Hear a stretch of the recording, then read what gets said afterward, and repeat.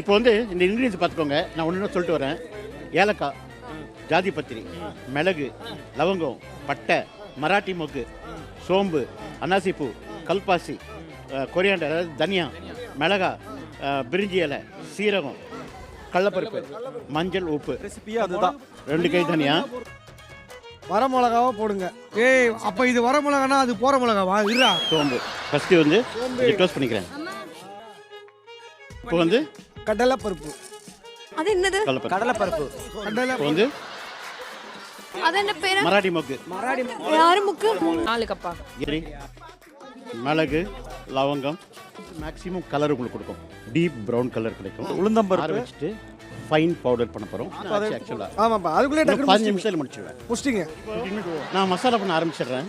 Just C oil, பட்டை, ஓகேயா? தாளிக்கிறதுக்கு பட்டை, சோம்பு, ஏலக்காய், கருவேப்பிலை, 2 லவங்கம். அதுக்கப்புறம் நறுக்கி வைத்த ஆனியன் ஒரு பவுல் அளவு. போட்டாரு. தேவைப்பட்ட அளவு தான். சரியா? கோவமா பிழிஞ்ச மாதிரி போடணும். எப்படி? 2 பச்சை மிளகாய் போடணும். 2 நம்பர்ஸ் அந்த பொடிக்கு. ஓகே, சிக்கன் போட்டு சிக்கன் போட்டு. இப்போ சிக்கன் போட்டதுலேருந்து கரெக்டாக 7 மினிட்ஸ் தான் நீங்கள் டைம் பண்ணலாம். 7 மினிட்ஸ். நான் டைம் வச்சுக்கிறேன். எவ்வளோ சொல்லிட்டு பாரு.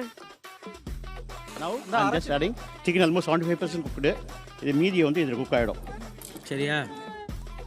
நம்மளுடைய மிளகு பொடி சாதம் ரெடி.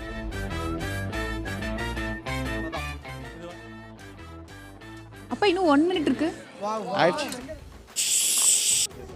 அவ்வளவுதான்.